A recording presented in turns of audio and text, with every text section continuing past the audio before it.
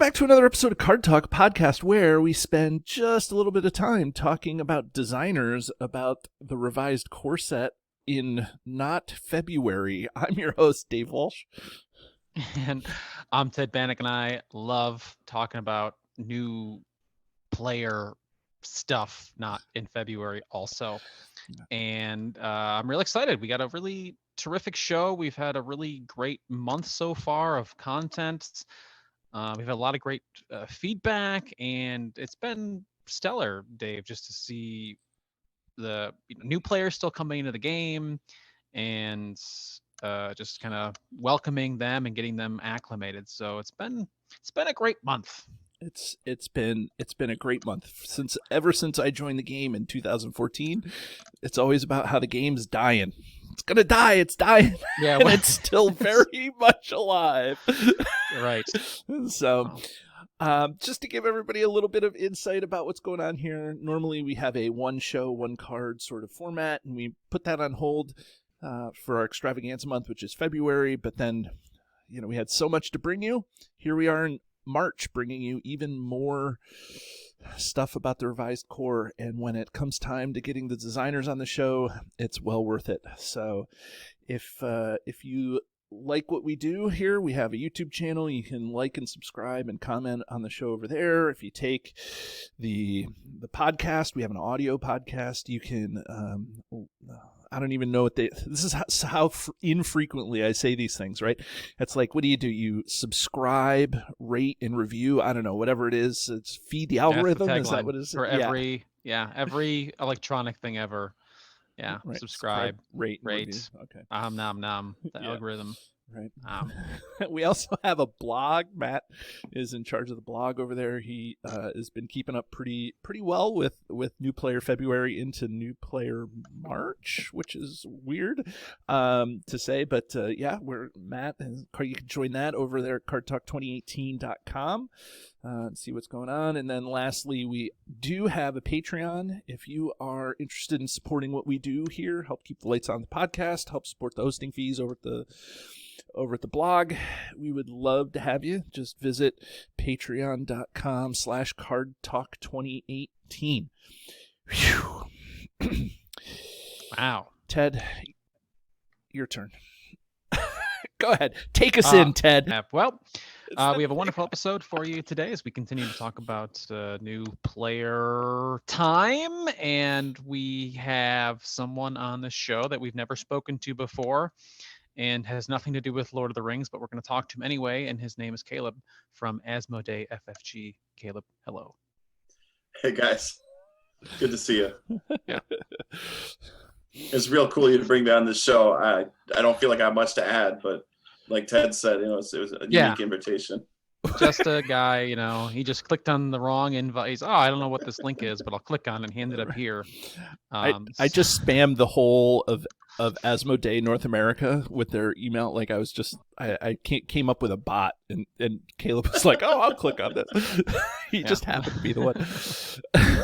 You said you were an Arabian prince with like 10 million in gold. Yeah. No, you had to give me the 10 million in gold. Yeah, slight misunderstanding.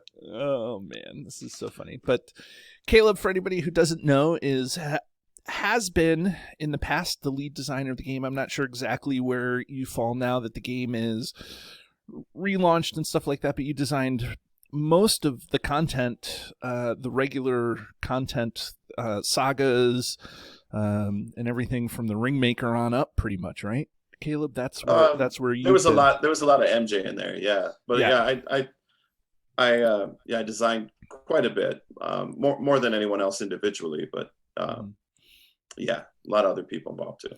Yeah, I mean, Jeremy has been on the show a couple of times now, and now I see, on the shoulders of giants you stand, right? It's absolutely.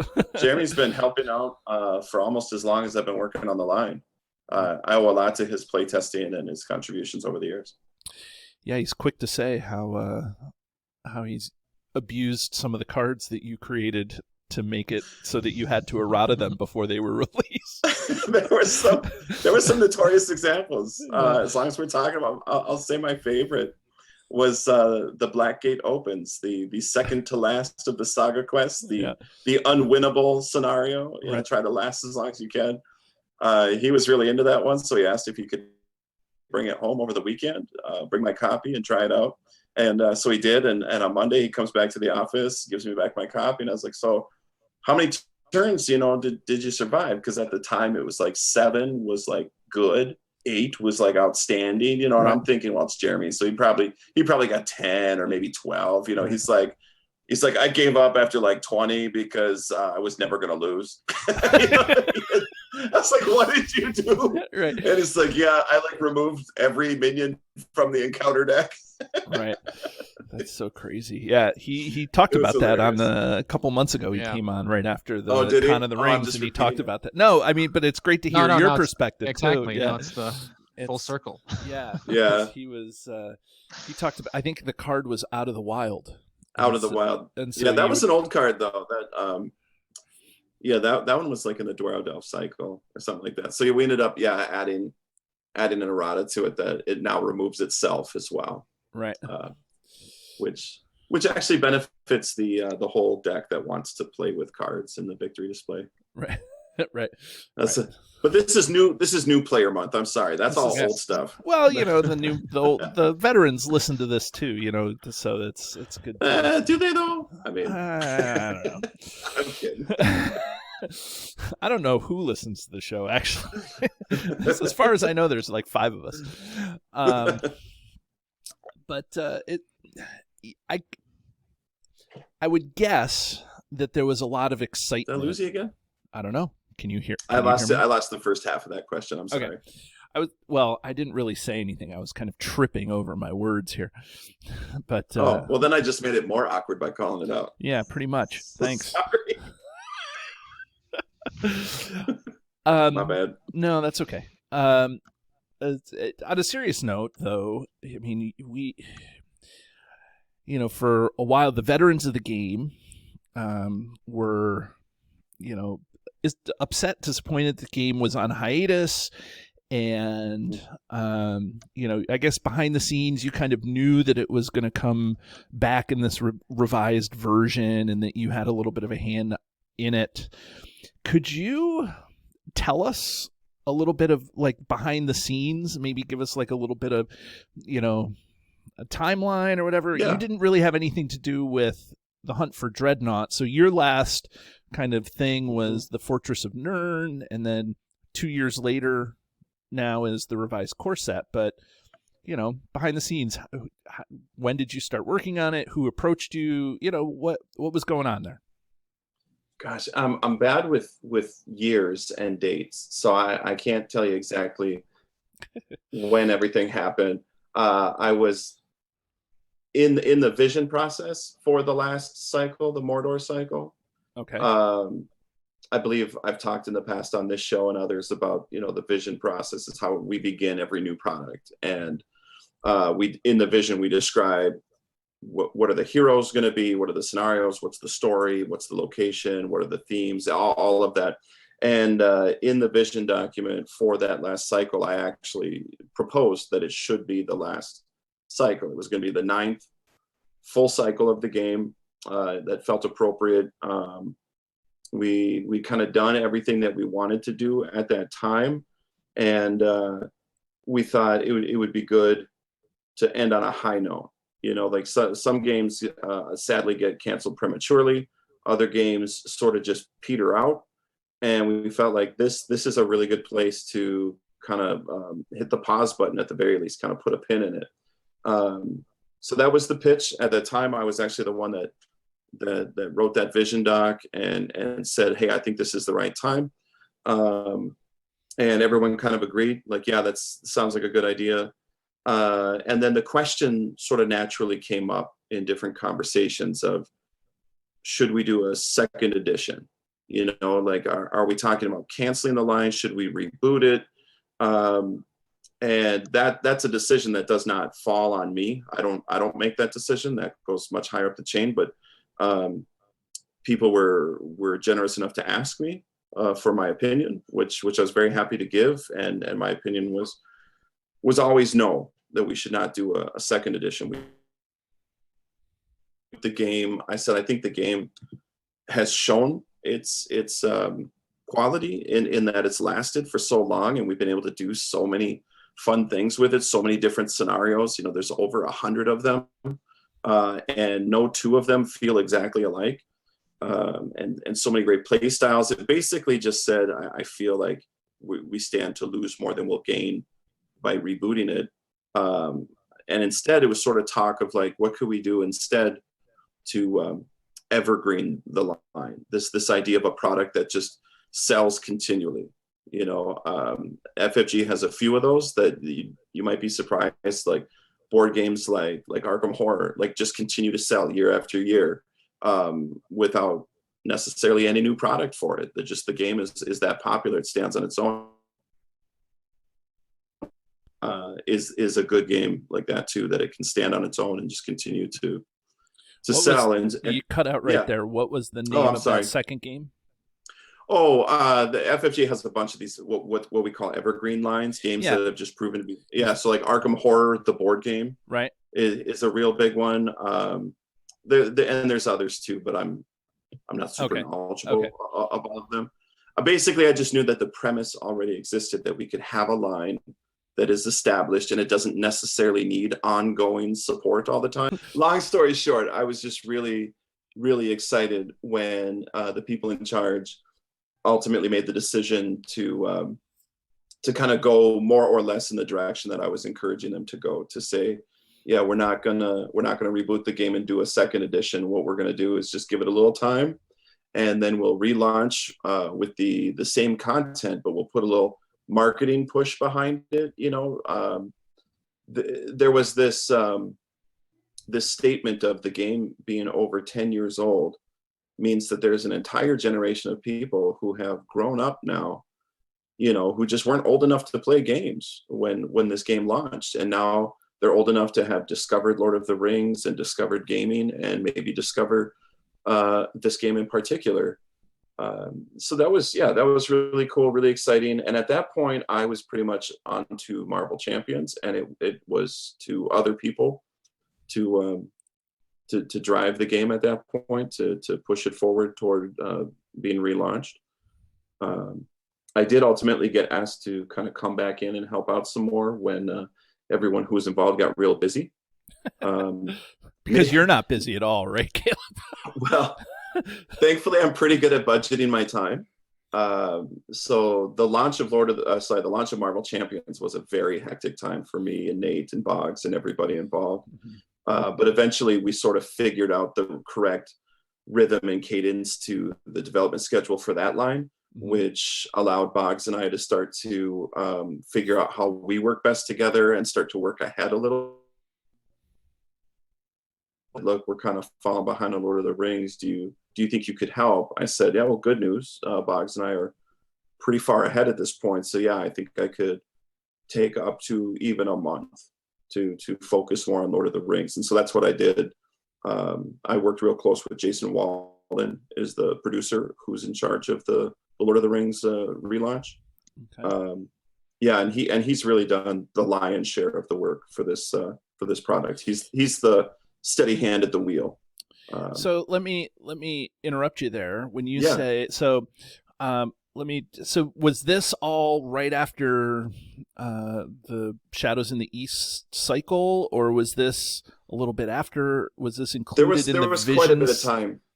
There was quite a bit of time had passed. I didn't write the vision for the relaunch. I think Nate did that. Okay. It was really cool to see Nate kind of take in charge again on the game that he made. Like, I think that's pretty exciting in game design, and for someone like Nate to create a game over a decade earlier and then be asked to come back and lead the charge to have it relaunched. I'm really happy for him to have that experience. Yeah.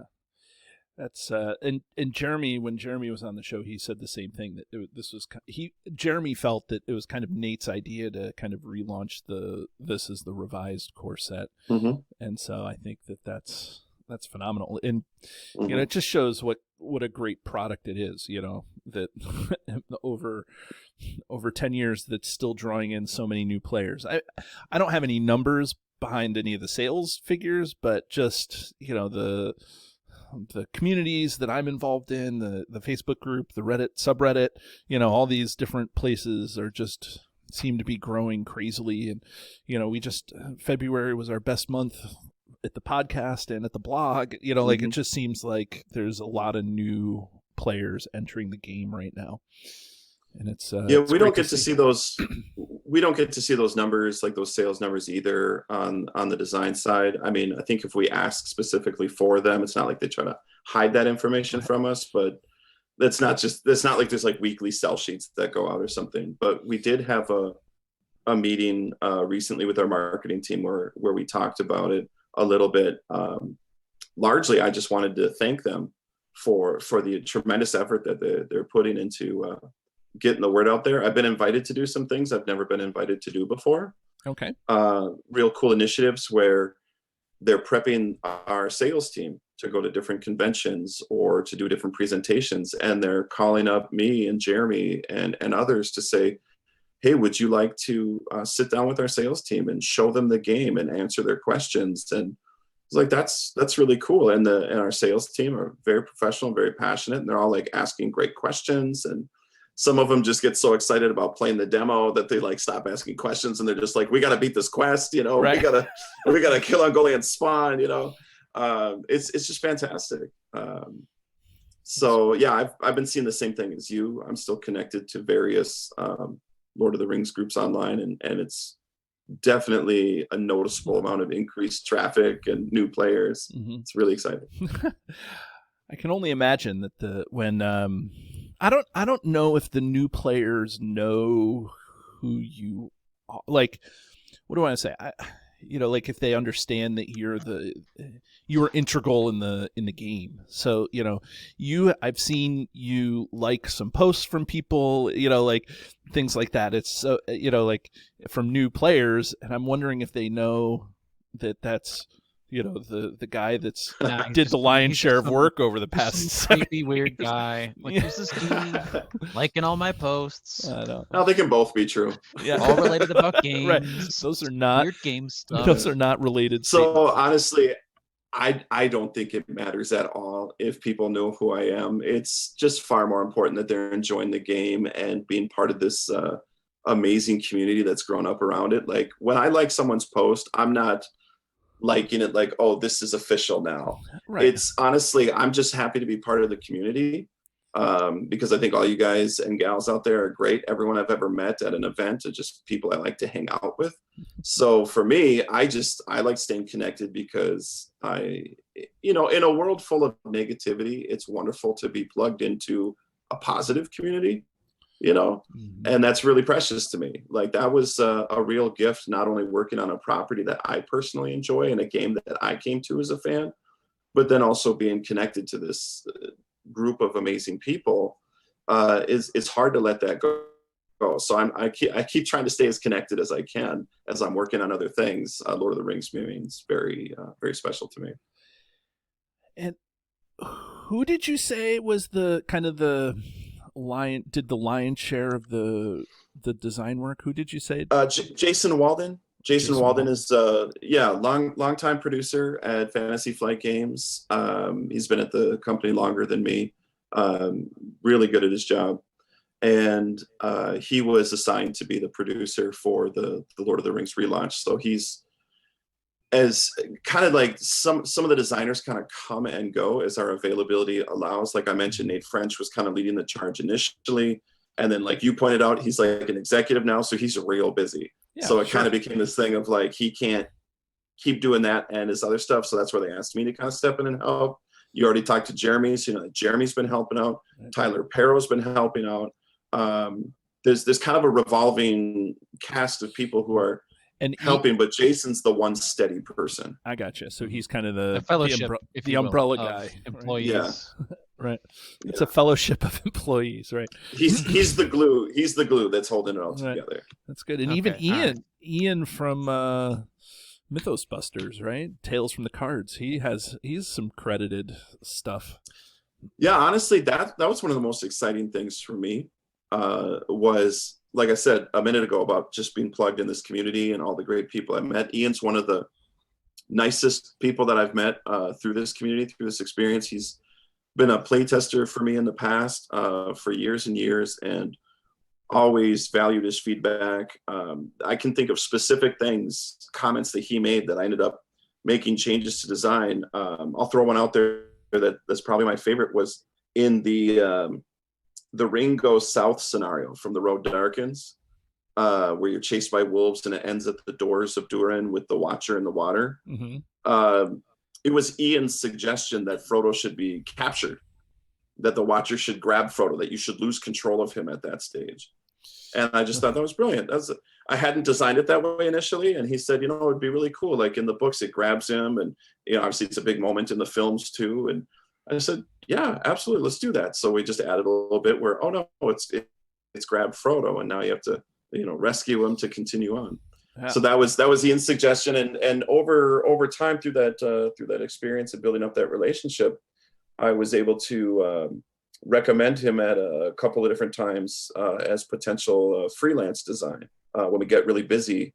So he's done more than just the revised core set work with us. He's done some, I'm trying to remember what it was. It was like some Nightmare products, I believe.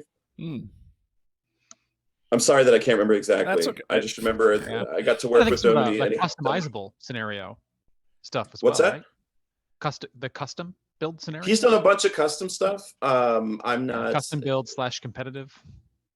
No, I meant that's like right. The design no, your that's own yes. Thank you for reminding me, because I was like, no, it's not. It's not just Nightmare. Yes, it was the Adventures in Moria, the custom scenario builders, the Mines of Moria, and what's the other one? Escape from Khazad Dûm. Yeah, that's right. Yep, I was real busy at that time. We knew we wanted to do those, but I did not have time to do all the initial design work. So we asked Ian if he was available to help with that, and he did a great job. And afterwards, he and I were able to collaborate a little bit to put that together finally. So yeah, when we knew we wanted to add campaign mode to the revised core, that was one of those things of like, we're not really looking to redesign the game, but it would be cool to add something that felt like it was missing. It felt like it was missing this campaign element. But everybody was busy. I was busy. Nate was busy. Everyone, just didn't have time. So we're like, hey, Ian did a great job in the past on the Moria stuff. Thank you for reminding me what it was specifically. And we reached out to him and he said he'd be happy to help again. So just like before, he did a great job. That was a real positive experience. So for me, that's actually a really treasured memory for me, even if I'm bad about getting the details right, because it really is like, right.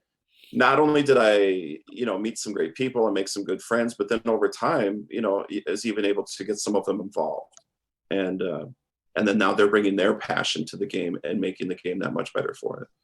Yeah. I mean, it's just great to see, somebody like that, like I knew Ian just from, Tales from the Cards and the Grey Company podcast and stuff like that. So, right. It gives us other schmoes some hope that there's, but that's great. It's good to hear about that. Let me ask this. What was it like, dipping your toe?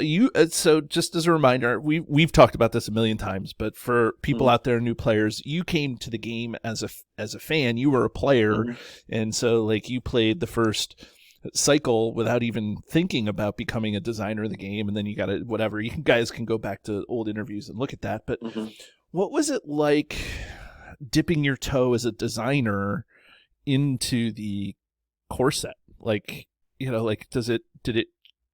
was it strange, or was it hallowed ground, or was it like, whatever at this point because you've been around for so long? No, I mean, honestly, having worked on the game for over 8 years at that point, I wouldn't say, I don't know. No, I guess I'd say I felt some measure of ownership. Like, it's still very much Nate's game. He designed it. It's his, but I've worked on it longer than anybody else. So I just feel very comfortable in that space. So coming back to the core set, no, I wasn't like, oh no, whatever, because I also knew we're not changing it. we're not coming back and changing it. we're just doing some quality of life improvements. Maybe I would have felt a little sheepish or something if it was like, okay, Caleb, we want you to redesign this, make it better. It'd be like, well, that's a tall order, but just coming back to it and saying, what can we do, to just make it a better quality of life experience? It's like, well, that's easy. We'll put in 3 copies of everything, so you only have to buy one. We'll add a tray so that there's somewhere to store your cards, and we'll add campaign mode so you get this threaded, experience done. That was really all there was to it, and that wasn't all my decision. That was a whole conversation with the team. Yeah, was there anything that you specifically felt strongly about? So as you go through, those were 3 or 4 of the big differences. The other couple of minor differences, maybe the small threat trackers versus the big threat trackers, the denominations of tokens, so that there's a 1, a 3, and a 5 now, and then there's just so many more of them, obviously, because it's a 4-player. But out of all of those things, was there one of those things that was your idea, or like you came in and you were like, I feel so strongly that we need to do this, that, I wanted bigger threat dials. I wanted just unwieldy threat dials, like one separate sheet of punch for every threat dial. No, I might have suggested the little ones, because I remember when we first did them, it got all this positive reception of, oh, now they fit in my deck box, and I remember bringing that up, of like, people really like those. But that wasn't like, I didn't have to convince anybody. Everybody was like, oh, obviously we're going to do that.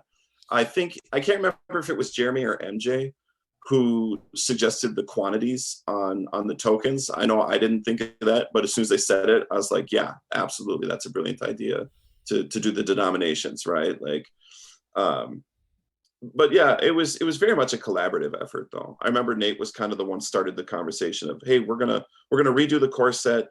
Let's think of everything that we could do to make it better without, we're not going to redesign it, but what are the things that we can add to make it better?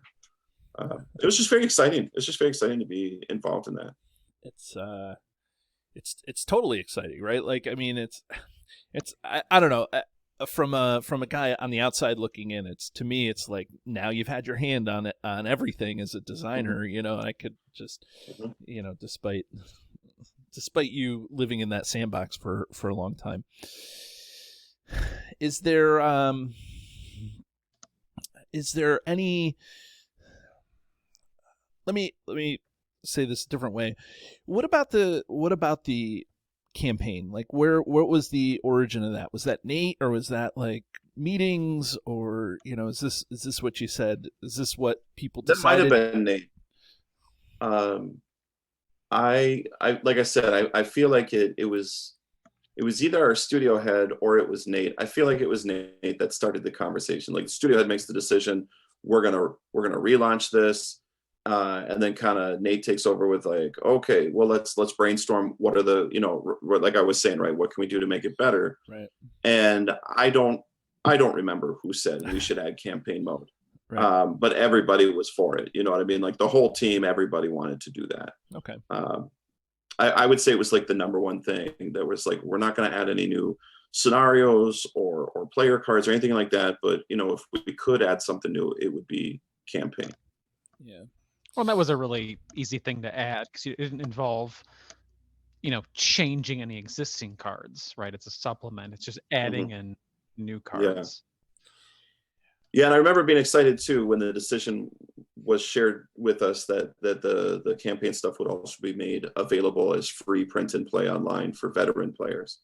Because I was like, that would be the only downside of the whole thing. So when they said that, I was like, that's awesome. Like, this thing's firing on all cylinders now. Like, there's just literally no downside to this. And so for me, it was also, to me, it's personally very exciting when I saw a lot of people I knew that had been playing the game forever, when they said, oh, they're making it print and play for free. That's great. I'm still going to buy it. I was like, awesome. People are that excited about the relaunch game and all the dials and tokens and the tray and everything that they're like, I'll buy it for a second, third, fourth time. I don't know. It's just meant a lot to me. I think I have 5 versions. I have 5 cores now. I have the revised core and 4 regular core sets. I know I have one of each size. I have the original, and then we shrunk it down for a while, and I got that. And then, I had to order myself a revised one too because I wanted the tray and the campaign cards. Right. And for you get plus 10% on that purchase price. I sign my own boxes. I make this a big deal. I go like, oh, I got one and it's signed by one of the guys that worked on the game. How That's about awesome. That? Yeah. That's so great. It makes it worth even more. Because you sign it, you have to pay more for it, like that. I will say, and so this is where I get a little bit technical on you, and I noticed that some cards were, I don't want to say they were reformatted. Like there was a couple 100%. Of things, and so did you go through the thing and like try to eliminate typos and go to online resources where people were like, I can't believe that this happened, and or did you just didn't do that? So the two things were done intentionally with some of the formatting. The first one is standard. That's been our standard practice forever, and that is if there's any existing errata or typos that we're aware of, we always try to correct those in every reprint. That's been going on from the beginning. Okay. So anytime we errata a card, what happens is we mark it for a reprint change. So the next time that product is up for a new printing, we implement the changes, and then the new version has the up-to-date text. So that's just standard practice across every line. Okay. The other thing that was interesting about Lord of the Rings, so that's kind of funny you brought up because I kind of forget, but Lord of the Rings being so old, pardon me, like over a decade, FFG has obviously grown and changed in some significant ways during that time period, And one of the things when I first started at the company, I remember asking someone, one of the, higher ups at the studio, all the cards just use male pronouns, right? Like, the first player, gives his character, he does this. And I was just like, why is that? And the answer was very pragmatic. It was like the vast majority of our players are male. So that's just how we write it. And I thought, oh, okay. I mean, I was brand new at the time that I asked that question. So I thought, all right, you must have some numbers or statistics or something to back that up. And that's just the way it is. Obviously that changed. Every game that we do now is, his or her, or their, to be much more inclusive with our pronouns. And so that was something that was decided early on. That was from the studio head of, hey, we're relaunching the game. This is our opportunity to go in and update that to use our modern standards. So that was a deliberate choice that should be reflected in every single Lord of the Rings product that is included as part of this relaunch. Yeah, just a cute little story. Some of those early cards that are worded that way, when I play with a female player, a woman player, and it says must discard out of his hand, she's like, I don't have to do this. This was like, it doesn't say, like, it's not directed towards me. I'm not included in this effect, so it doesn't affect me. So will she like the game more or less now that she has to discard a card now from she's her gonna have hand? to suffer through all these different effects and be targeted. So I don't know. Maybe you lost a player. She's probably thinking that this game is really hard now. She's yeah, like, oh man, now that I have to do all these things. Yeah, I have to. Yeah, it's used to say engage him, but now I have to fight this dude. What's going on? So we'll see how it shakes out. One of the things that we did at Card Talk is we did an unboxing video. We went through all the stuff. First of all, one of the quality of life things that I think is better than what I thought it was going to be is the different tokens. Like I like that they're not only denominated, but they're also different sizes, so that you have the small, the regular size one for 1, but then the slightly bigger one for 3, and the slightly bigger one for 5. So I love those upgrades. But I have to ask you one of these things that's a quality of life that I was surprised didn't happen is that a lot of veteran players had been talking about like the trigger on the Nazgul of Dol Guldur and moving that from the Nazgul to the quest card, so people didn't miss it all the time, because it's, you know, the directions say, the setup says put it out of play, and then if you know, like, so I'm surprised that kind of you know, I guess that would be a major revision, but you know, like I was just surprised that a couple of those things weren't done. What do you have to say for yourself about that, Caleb? What do you have to say for yourself? Get good. Yeah. No, really, I get it. So just it's honestly, it's a very plain answer. It kind of ties back to what I was saying about everybody involved being super busy, and the decision was made very early on that we were not going to be redesigning anything. We weren't going to redesign, rebalance player cards, scenarios, encounter cards, none of it. And the rationale for that is basically the reason we're relaunching this game is because it has been successful for over a decade now. So we don't need to go back and start redesigning all this stuff. Certainly, I feel like I know for me personally that I got better as a designer the more I went. So some of my earlier stuff, if I could, I might want to go back and update it in that. But I think just as a company and as a designer personally, we're always trying to move forward. Right. You know, we're always trying to move forward and keep doing more new, exciting stuff. And so, yeah, it was just kind of, we made the decision early on of we didn't have time or bandwidth to be developing, play testing, doing all of that. So it was simply going to be the only way we can get this thing done as a studio, the only way we can actually get this out the door and relaunch this game is to leave the scenarios, the and update the formatting. Like I said, we're, you know, changing the pronouns, and that was really it. Right. It's a slippery rabbit hole, I guess, if you're going to go down that, you know, like, you know, exactly. Hey, we'll move this to the quest card, and then you're like, but now that makes this 100%. not work, and then, you know, like I can see where that is now that you say it, you know, like, yeah, because if you're not play testing all of that, and if you're not proofreading all of that, then eventually you're going to break something. Right. You're just it's going to be so easy. You're going to cut an effect from here, thinking you're going to put it over there, and then you're going to realize too late there was a reason it was there in the first place, or you forgot to put it.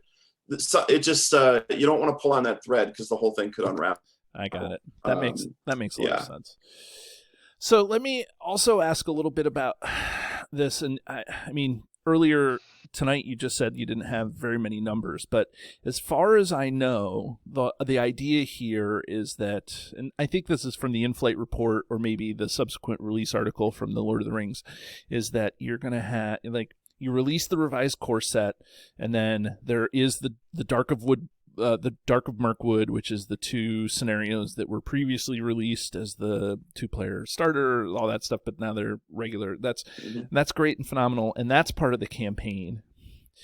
And then I feel like, I don't know if I got this officially or not, so I'm not trying to put you on the spot, but I felt like I read somewhere that, you know, that the next thing that was going to be released other than the starter decks was going to be the Shadow of Mirkwood cycle, because it just made sense. Now, maybe that's not the case, you know, but I felt like that was the idea, and then they were going to reevaluate whether it sold and how well it did as a product, and then they were going to try to repackage, you know, and look at what other cycles to repackage. Is that roughly the idea there? This is the slickest attempt I've seen by a podcaster yet to try to get me to spill the beans. You know, the way, like, I'm pretty sure I heard. Right. Well, and maybe I didn't. So you can clarify the details. Yeah. I mean, I'm not trying to put you on the spot. But, I know, you know, Dave. like, I'm just teasing you, buddy. Good. So I'm pretty sure you didn't hear that. Okay. But there is definitely a plan. So far, what we've announced is the core set, which is already out, and the Dark of Mirkwood scenario pack, which I think just dropped today, or yesterday. Anyway, it's like just out now. Within a couple of days. Yeah. I can say that the print and play cards are available online for both. Oh, that's great. That's awesome. awesome. Revised core and the Dark of Mirkwood is available. Fantastic. Well, I'm still waiting for my copy to show up. That's all I know. Well, you signed it, and so then it's we've probably announced didn't pay enough. So, yeah, and then we've announced the 4 starter decks, Okay. which is something we've never done before, right? We've never done starter decks before, which Right. is really exciting. So after that, there's definitely more stuff coming. We just haven't announced what it is yet. Okay. I think it's fair to say, if you look at Arkham Horror LCG, another incredibly successful, well-loved line, and they switched from doing monthly packs to putting everything together. They bundle an entire cycle now into 2 products, right? Mm-hmm. It's a bundle of player cards and then a box of the scenarios and the encounters. One is called a campaign box with the encounter cards. Right. The player card box. Yeah. So I don't know. Maybe what you heard at that in-flight is that they were looking into doing the same thing for Lord of the Rings. Okay. Yeah.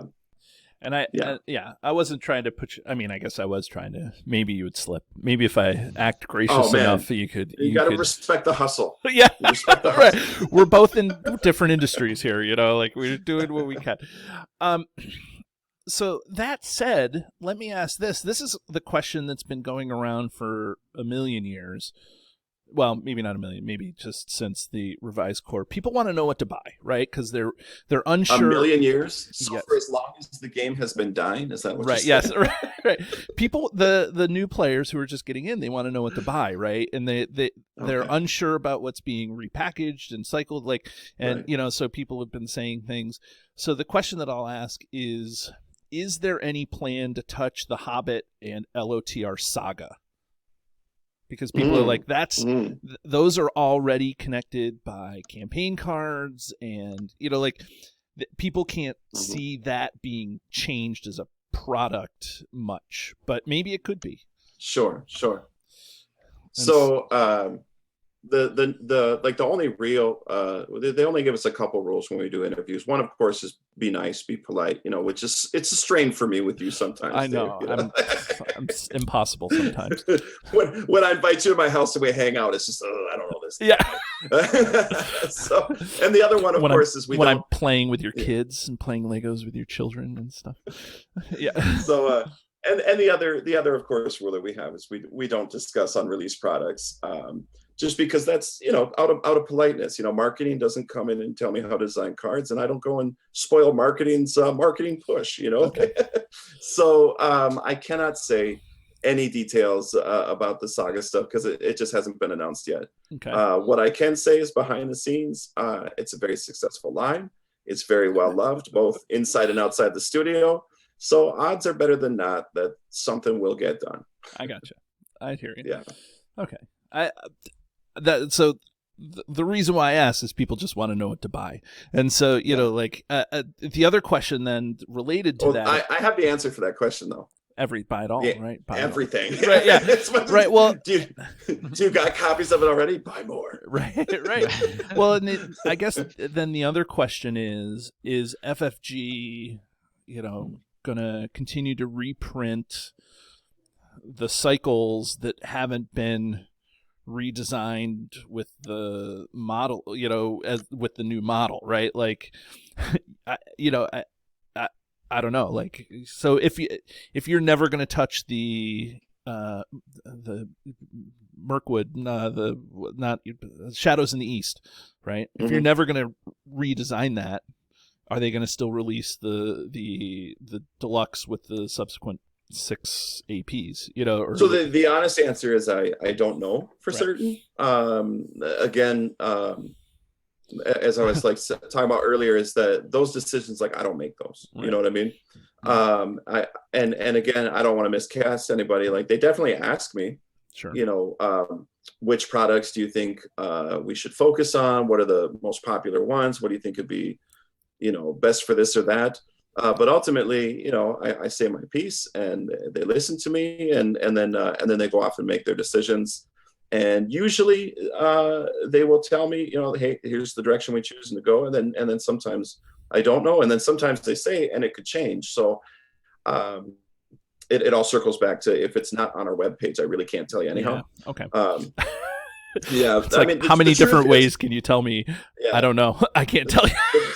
The safest thing, I will say, this is not like any kind of inside information or anything, but the safest thing, of course, is like, if there's a product out there right now that looks interesting to a new player, then they shouldn't hesitate to get it, because there is no guarantee at this point that that products are going to get reprinted, other than the ones we've announced. So if there's something out there that looks like, oh, that looks amazing and I want to get that, then get it, because the products as they exist now are products that, you know, either myself or Nate or MJ or you know, Lucas or somebody put a lot of time and energy into making it the best they could make it. So I encourage people not to be shy about it now. And if it comes out later that, oh, it's part of this bundled thing, like, well, give it to a friend, you know, get them into the game and get yourself the bundled one if that's the one you prefer. Like, I've done that, you know. I've got friends who've done that.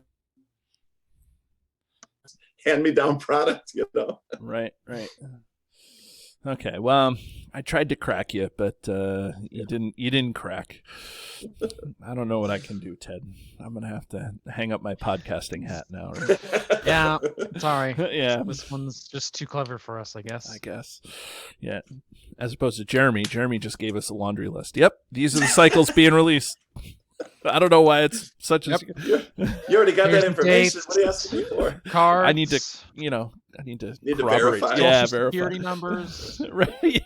Yeah. Employees. Right. Spill Yeah. the beans. Dave's over there stumped, like, I don't know. I got him to join the podcast by saying I was an Arabian prince, but now he's being all shrewd. I know. Now I don't get it. And I mean, we might as well talk about the other new product, the 4 starter packs, right? The starter decks that you have, right? There's 82 cards, and you know Jeremy the other day did a live stream with Tyler, and you know, they went through some of that. That was a lot of fun. And who do we get to blame for having a really crappy Gondor deck out there? No, I'm just kidding. What? Well, yeah, you would blame me, but I don't think it's crappy. I don't know. No, who have you been talking to? I actually don't know what cards were in the Gondor deck. So, but I'm trying to remember. Yeah. Who built those decks? I did. That was actually in 10 years at the studio. That's one of the most exciting and fun products I ever got to work on. And it was so different, right? Because most time when I'm designing a starter deck, like I do it all the time for Marvel Champions, but it's always new stuff, right? We're creating new characters, and we have to think about how does it going to fit into the card pool as a whole. And there's a lot of testing and balancing that takes place. But this was obviously like, these were cards that have existed for years, right? And there's not going to be any real play testing. Although I will say there was play testing in the form of all 4 of those decks are decks that I have played previously, decks that I just enjoyed playing the game with. They're tweaked a little because we had some interesting considerations. Okay, so here's a little bit of insider info on that. When people open them up and they say, oh wow, that's weird that they built a Gondor deck without this card or that card, that might actually be your first hint at what products might get reprinted. Because I made it a goal for myself of I don't want to include cards in these decks that you might then go out and buy in another product. Okay. There are going to be a few overlaps between the starter decks and like the core set, because some of those cards are just staple, you know, when we needed like an odd numbered card or something, because when you buy these starters, the deck that comes pre-built might not have all 3 copies of a card in it, but all 3 copies of that card will be in the pack. So some of the extra cards, you know, toward the back of the pack might be your second or third copy of a card that's in the deck. But okay. That's really but nice. for shrewd veteran players who are like, well, if I was building a Sylvan deck, I would have made sure to include this ally. I might not have included that ally because it's probably going to be released later, and I didn't want there to be this feeling of, well, now I have extra copies, and I just kind of feel like I got a little bit ripped off because I bought this, but now it's over here in this other product. You know what's really funny about this? And I'll spoil a little behind the scenes here too. Is that one of the things that I was really grumpy about was the starter decks. And I get it from a designer, from a company point of view. Like, you want to make that the entry into the game, as easy as possible for people, right? Like you're like, here's a deck, and it's not out of the core set, and it's like good, and it's fun, and it's it's got a lot of things and things like that. But I was really grumpy about it because I'm like, well, if I'm buying the course, the revised core set, and I'm going to buy the subsequent cycle, whatever that is, that's going to be released, I'm going to get player cards that I'm going to just be. I'm going to have all these different player cards that I'm going to have multiple copies of anyways, and I already have all the whole card pool anyways, but I was like, it just doesn't make sense. It doesn't make sense to me. I was so grumpy about it. I think I even texted you. I was like, what the heck are you doing? This is the stupidest idea ever, because I'm going to have all these extra copies. Like, in the dwarf deck, Dying Ironfoot is released. Like, he's the hero that's really like, how can you do this? Now I'm going to have 2 Dines. I'm actually going to have 7 Dines because I ordered that pack a whole bunch of times. Like, why are you doing this? So anyways, didn't I write you back and say maybe this product's not for you or something like that? I think that was your like, shut up, I'm at work, or no, like, it's like, it's Saturday, I'm with my kids, I think is what it was. And you it's like, well, you were like, this is a really good thing for new players, and I think the community calls this, and then you were like, you appeased me for a little bit, and then you were like, then just don't buy it. I was like, have a good day. I'll see you later. I have since come around to the beauty of what it is. Like, it's great to have a Sylvan deck. I love Sylvans. You love Sylvans. Like, you love the whole thing. But, like, I know that you have a penchant for Sylvans in some ways, shape, or form. So, like, it's neat. I just want to know why there's no Hobbit deck. Yeah, the Sylvans are actually a great example, because that is a deck, like, that I have had pretty much since the Ringmaker cycle. In fact, I mean, I still have it. It's somewhere nearby me, still in the same sleeves I used for playtesting, because I just had so much fun playing with it. I never took it apart. I basically just updated it a little bit. And so that was, for me, that was kind of like the reaction to the Sylvans with that cycle was like super positive. People really enjoyed that play style. They're always like, oh, I love bouncing Sylvans in and out of play. And I thought, from my experience, maybe the biggest complaint I ever heard about the game is just how hard it is, especially for new players. It's a tough point of entry because it's because how deck building is almost abstract to a sense. Like, you're creating tangible things, but the strategy and that all to kind of come together ahead of time. Right. Well, and so. I'll tell you a story about that, about the abstractness of it. When I was in college, I played the Star Wars CCG, and a buddy of mine started joining my player group, and he built these decks that, I don't want to be mean, but they were just awful. I mean, they were just like fall down on their face, awful. And you kind of felt bad because you didn't just like, you play a game, you don't curb stomping this guy without even trying. And you want him to have fun. He's a great guy. He's your friend. You want to get together and have fun, but afterwards, I was like, hey man, can I talk to you about, like, what was your thought process, or what do you seeing if maybe there's some way we can help him out. I'm like, looking at, he's got this like Stormtrooper. For anyone who's played the game, know that the basic Stormtrooper is like the worst unit.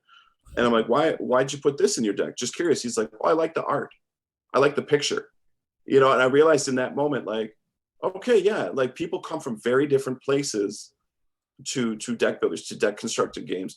And to someone who's brand new and doesn't play competitively, like, choosing a card because you like the image is a legit choice. And as game designers, we're all pretty competent deck builders, and so to us it's not hard to imagine how to build a deck that can beat all the different quests, but that was like a good reminder, a good lesson for me of like, everyone approaches the game very differently, and Marvel Champions really taught me that too. Like, that was something we brought out of Lord of the Rings to Marvel Champions, was this idea of, we're not going to rely on our players to build their own decks. Certainly we want people to if they want to, but we actually pitched with the game the idea of, pre-built decks that you can just open up a pack and play, so that it lowers the barrier of entry for new players to get into the game.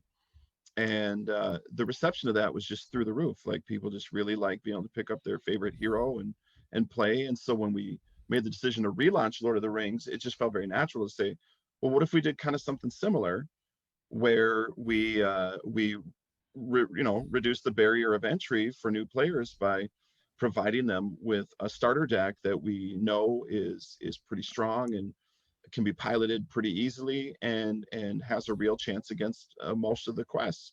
And also they'll be thematic, so people can say, well, I really like Rohan, so I want to buy a Rohan starter and check out this game. So yeah, like I was saying just a minute ago before my internet crashed out and everything, was just that was one of the most exciting products I ever got to work on, because it was like revisiting 10 years of the game, and piecing together this really unique starter deck experience, like I said, with some interesting restrictions that you wouldn't think of at first because of how we want these to fit in with the line as a whole. But also, what were some of those restrictions, if you're allowed? Are you allowed to say any of those restrictions other than the one that you had talked about earlier? Yeah, no, that was really it, right? Was really of we don't want to be stepping on our own toes, right, and either discouraging or sort of maybe punishing people for buying the products that are yet to come. Right. You know, I got you. Yeah, so like your question of like, where's the Hobbit starter? Maybe we'll do one later, or maybe the Hobbits will come in a different product. Right, maybe there's something coming. Right, yeah. I was surprised that I mean, I can't fault a dwarf, Gondor, Sylvan, and Rohan starter, right? Although from the game's point of view, Rohan has been a tough build from the beginning, right? Like, it's always the community has always complained that Rohan has been a challenging build. Lutheriel made it a little gooder, more gooder, but it would so. I love that English, Dave. Yeah, you should host a podcast. Yeah, I talk English goodly, and I teacher it. So anyways, it's like, if you got rid of the Rohan and did a Hobbit, that would have been good. Anyways, but I get that you have stuff that is restricting you, right? Your hands are tied in some ways. Now, would you say that these starters are the best cards that you could, like, are these the best decks that you could put together based on what you had, or is there room to grow with these starters? Yes and yes. Okay. So one of the things, first of all, yes, wanted to build the most fun experience. Like, I should be very clear that we did not set out to build the best decks in the sense that they are the most cost effective, streamlined. Like, we're really trying to build decks that are the most fun to play, that feel richly thematic. So take the dwarves, for example. We were discussing dwarves a little bit earlier, and there's more than one way to build a dwarf deck, right? And probably the most successful, arguably more than one way to cook a dwarf. The best would be like you said, like Dane Ironfoot, and then just spam dwarves onto the table, just lots and lots of dwarves. Right. Whereas probably the most flavorful and thematic dwarf deck is the delving deck, where you're mining your deck, discarding cards, looking for those Mithril Cache and Arid Luin miners. And so we kind of went that direction with the deck, when there's still plenty of, get lots of dwarves into play. But it was just it's fun. Like, that's what makes one of the archetypes that makes dwarves unique, right? When you think about that dwarven mining thing, like, there's no other person that does that, right? Or not trait that does that, right? Like Sylvans, they bounce in and out of play. They don't have to bounce in and out of play, but that's what they do, right? And so that's why it's fun. Gondor is the Gondor swarm thing, Sacrifice. And the Rohan, it's same the thing. ride to ruin, right? Yep. So it's great that you did those sorts of things, and I think rumor has it you also designed the 2 decks that are in the Learn to Play manual and the revised core. Is that? Yeah, that was another little quality of life improvement thing that we tried to do. Was everyone's used to the monosphere decks that you used to play when you're playing with 4 people, right? But everyone also had that experience of just like failing really hard when they chose the tactics solo, and they're like, how do I even play this game? It's not working. Right. So what we did is we said, how about we give sort of kind of like an intro to deck building. Like, here's a deck list for 2 decks that you can build with 1 core that are both dual spheres. So this will preclude the ability to play 4-player to build these decks. You're talking about 1 or 2 players. But again, these are decks that I have used personally with great success. The Leadership Spirit deck in particular is one that I really like. I had a fun memory where a coworker was talking to me about, I really like Lord of the Rings. I have the core set, but I'm like, I can't even beat the second quest. And I said, well, I have a deck list that you could try. It's just from the core set. And I remember they came back after the weekend and said, I built that deck and it worked. And it was a lot of fun. I finally beat that quest. Right. So it was kind of a fun moment. Oh, that's great. That's funny. We did a deck building, like a basic deck building using the revised core, and it was funny. Ted had said on a previous episode, he was like, the decks that are listed in the back of the Learn to Play manual, they're like probably the best decks that you can put together with the revised core. And then I did a deck building thing with Matt at the blog, and I was like, here's what and I hadn't read the deck list, but okay. And then afterwards I went back and looked at it, and I was like, oh my God, I'm describing exactly what Caleb built here. I was like, I had a couple of minor things, but I'm like, you always want to make sure you have Test of Will, and you want to have Eowyn and Aragorn, like Celebrian Stones for resource smoothing, and like all these crazy things. And so it just shows you that I have grown over the years as a deck builder. Great minds think alike. Yeah. Well, anyways. Sorry, no. Let me say it on Card Talk speak. Great minds think gooder. Think gooder, right? Think alike-ier. Right. Ted's over there like, I don't know how much longer I can do this. I know. Sorry, buddy. Okay. It's the most bestest being with you guys. That is grammatically incorrect, Ted. It's the most bestiest. Most bestiest. Yes. Okay. I think Caleb, out of all of us, I think weren't you an English teacher at one point? Wasn't that your? That's true. Yeah. So that's true. I teach chemistry. Those days are long behind me. Yeah. I teach chemistry, and Ted is a clandestine operations unit guy that we don't talk anything about what Ted does for a living. Yeah, you don't want to know. Yeah, nobody wants to know what he does. So, but I guess the last thing that I will ask you, and I always have a tendency to like to ask you a last thing, and then I say, "Oh, what last gasp do you have?" So you can kind of clump it all at once if you want, but sure.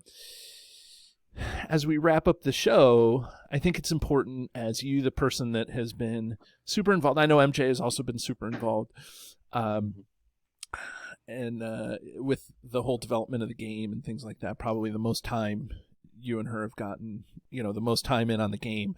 But as the designer of the game, maybe the face of the game, I don't know.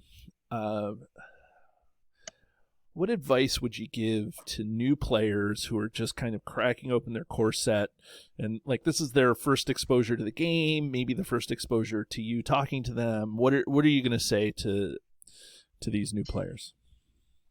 Oh man, I I don't like being the face of the game or thinking that I'm intimately linked to someone's Okay, first experience. forget you. Wern's the face of the game. But what are you going to say to Jeremy to say to us to say to new players?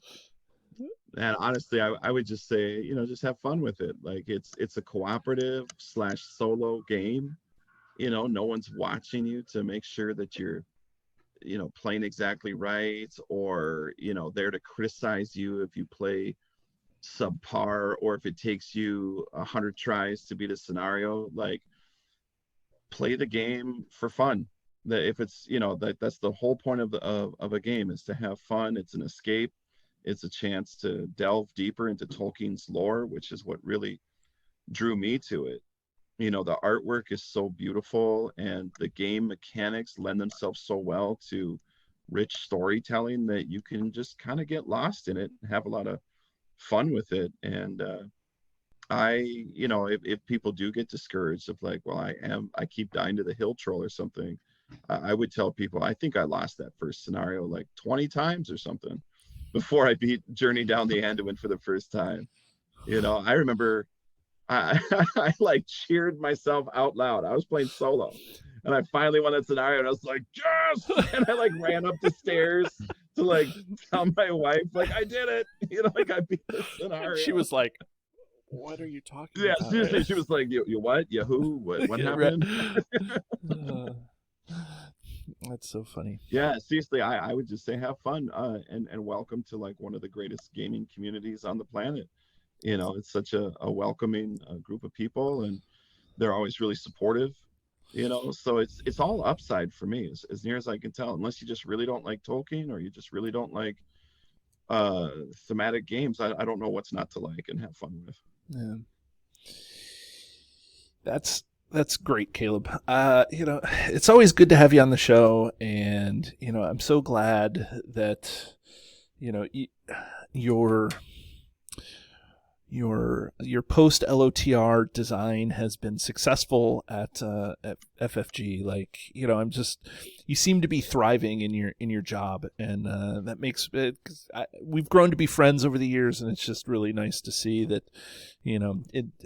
And I always appreciate, despite you not being knee deep in LOTR, you still take the time to come on the show and talk to Ted and I and Grant when he's here. Thanks for not putting a restraining order on us. Is what Oh no, seriously, like when I say that Lord of the Rings is like still very, very dear to my heart, like that's not being facetious or anything. It's 100% true. I still, like you can see, I still got the poster up behind me. Across the room from me is the map of Middle Earth. Like, Tolkien's still my jam, and the Lord of the Rings card game is still one of my absolute, like top 3 favorite games of all time. I'm just as happy to play Lord of the Rings as I am to play Marvel. They both really speak to me. So the more I get to talk about Lord of the Rings, the more I get to stay connected to you guys and the rest of the wonderful community, like, the happier I am.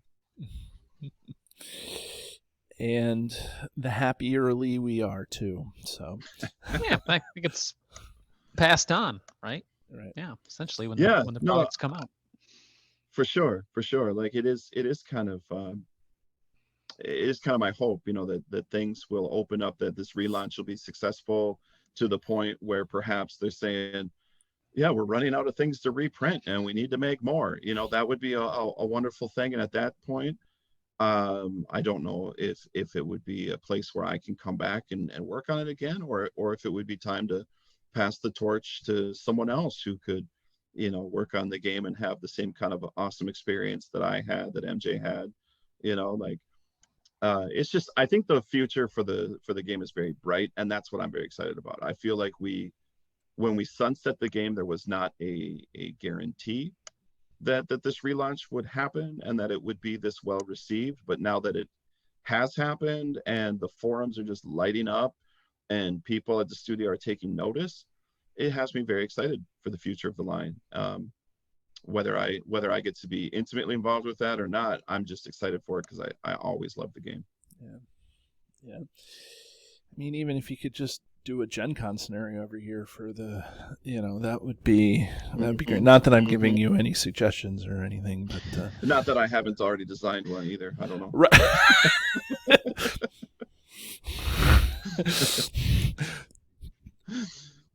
Let's just say, COVID's given everybody extra free time, when you're at home a lot. And and when I say I miss working on the game, I really mean it, to the point that sometimes I'm like, maybe I just got to design something and maybe it'll turn into a thing. Who knows? Right. Well, Caleb, an honor it always is to talk to you here. So thanks for joining us. And Ted, as always, we will probably be back next week, right? We're going to be kicking it Card Talk style. Okay, everybody. Join us again as we talk about more cards from the game. Have a great day. Okay. Do you love the content? Here's what you can do to stay connected. Become a patron. The money collected through Patreon goes into keeping the lights on here at the podcast. We love our patrons, and you can join at many different levels. Visit patreon.com/cardtalk2018. You can subscribe to us, whether you're watching our YouTube channel or you're listening to us in your favorite podcatcher. Hit the subscribe button to get notifications of all our new episodes. Didn't know we were an audio podcast? Find us by searching Card Talk to get access to our 120 plus regular episodes. Didn't know we were a video channel? Find us by searching Card Talk LOTR LCG on YouTube. And there you can find not only our regular episodes, but you can find our bonus playthroughs and other content related to the game. Want to get a hold of Ted, Grant, or myself? Feel free to email the podcast at cardtalk2018@gmail.com. To Oh, just hold stay on relevant. a second. Look, there's somebody calling me in the middle of your interview. Oh, wait.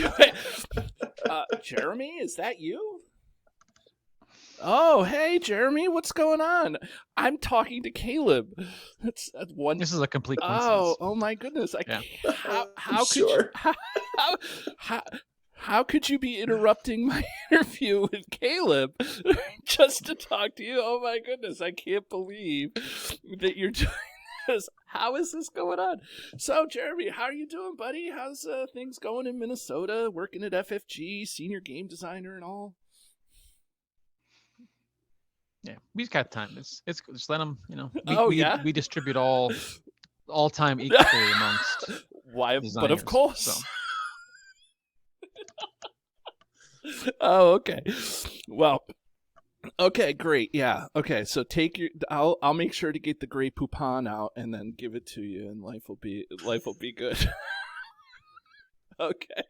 Thanks, Jeremy. I'll catch up with you later, though. Okay. Okay. Yep. Talk to you later. Bye.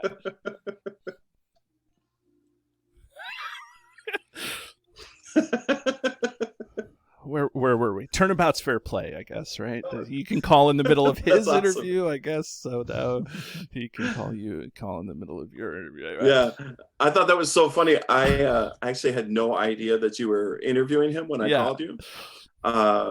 And so I was shocked that you picked up. I was like, why would you pick up in the middle of an interview? Well, because I felt like maybe something happened, like you were going to come back on. I don't know. So, and I can edit stuff out. So, Oh, something happened. Something happened like, Dave, I'm hurt. And you're like, hang on. I'm going to stop my podcast and I'm going to fly out to Minnesota. I want to take care of you. I would do that for you, Caleb. You're a good friend, dude. Yes. And Jeremy, he wanted to make sure that he was exerting his designer chops as well. So, well, he's got those in abundance. anyways, you were talking about evergreening, not sunsetting. There's a lot of beautiful imagery here in, Yeah, I in was game design. Yeah,